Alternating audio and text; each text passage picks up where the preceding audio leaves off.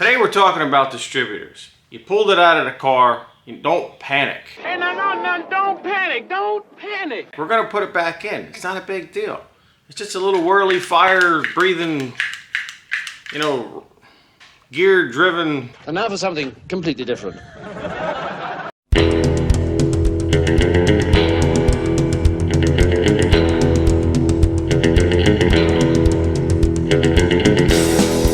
Alright, Distributor 101, here we go.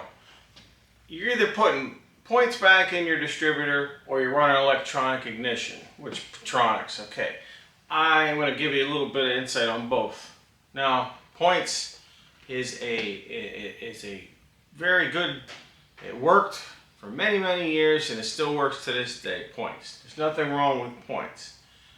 Electronic ignition, Petronics, let's say, it's going to give you a little better idle, a little less rough idle. It's going to tune the car out a little bit. Now, I run electronic ignition in my old car.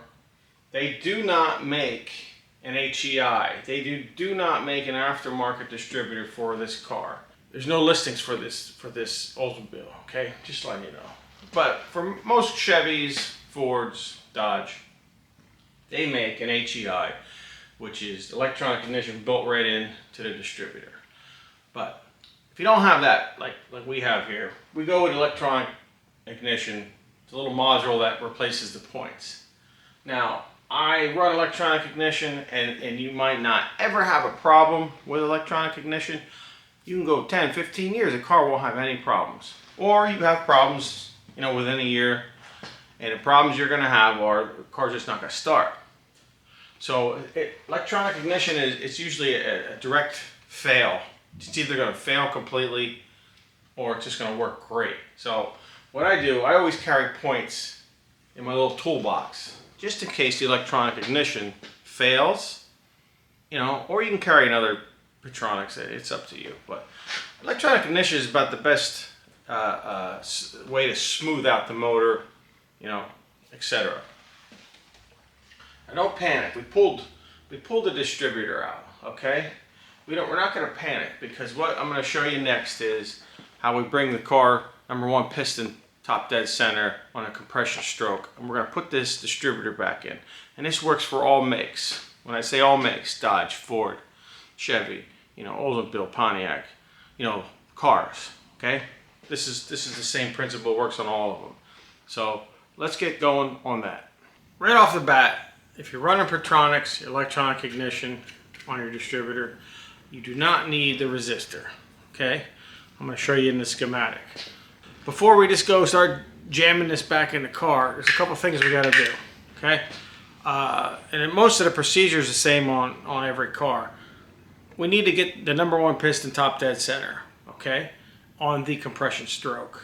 Now, I'm going to go show you. We're going to go through that right now. All right, if you're doing this by yourself, or if you have somebody to help you, they can stick their finger over, the spark plugs are out. Stick your finger where the spark plug goes, and you can feel the compression stroke, the air push your finger. If you're doing it by yourself, a little compression tester works perfect. Okay, just screw it into the screw it in where the spark plug goes. Okay, into the cylinder head, and you can get a compression reading, and that way when your dampener comes around to the mark. Okay, you're going to know that you're on the compression stroke and you're not 180 degrees out, because you can put the distributor in backwards, off your compression stroke. It's a 50-50 shot, but this is how you do it so you get it right every time. All right, let's go. All right, so I'm going to screw this in, my #1. It'll thread right in. Hook it up. All right. So I'll put the gauge. Put the gauge right here. You can see the gauge. Okay, there's our gauge. I am now going to put a socket. I'm now going to put a socket on crankshaft. on the balancer. And I want to turn my balancer until the timing marks come back. And when I do that,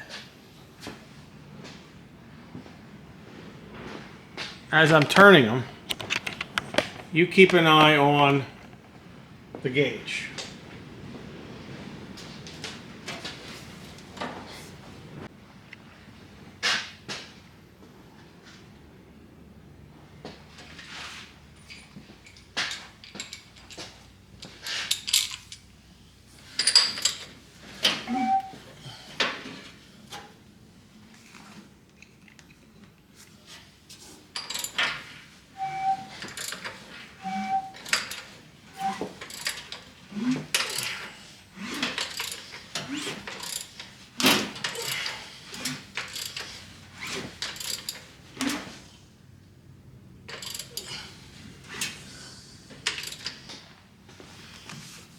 Alright, it moves. I know it's on the compression stroke. It moved, see? Okay, so we are on a compression stroke. Now let me show you top dead center on the piston. Alright, now if you look down there, where's it at? You will see the piston. There's the piston. I can actually read it. Piston is top of its stroke on number 1. Alright? And then down here, the markings, okay, are right in line with the timing markings. Alright, so I know now that my piston on number 1 is all the way up and my timing marks are lined perfect with the dampener.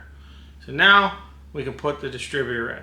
Now I put a mark roughly where my number 1 piston's going to be, number 1, and this is my rotor pointing to number 1. Okay, ready to go in. All we gotta do, drop her in, keep them out of the way, drop her in.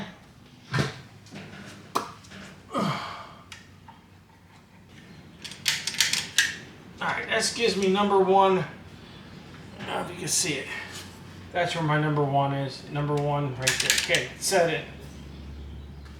We are locked in. Now, I'm gonna lock it. Right on my cap, I have the number 1. I have number 1 plug. It's going to sit right on that cap, right on that rotor, pointing to the number 1. We are ready to go. I can make a little adjustments after the car is running. I'm going to finish wiring the car. We're going to put the plug wires in now. We got the cap, everything ready to go back on. And real soon we're going to start firing this thing up. All right, in your schematic, we just hooked up. Here is your distributor cap, okay, coming off your coil. Now, this guy right here, the yellow guy in the black, okay, he represents right here. This would be your resistor. Now that we eliminated this with the electronic ignition, get rid of that. You take these 2 wires going to your coil and they go together. Pretend that resistor does not exist. And the reason being, on your points in your condenser, you'll burn them out with the inrush voltage when you go to start your car. So it doesn't affect the electronic ignition, so you don't need the resistor.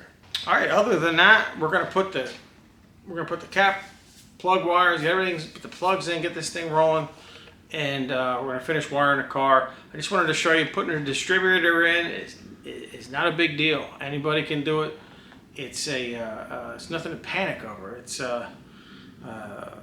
just another part of the car. Okay, so once you get familiar with it, you can feel free to just pull that distributor out anytime you feel like it and put it back in.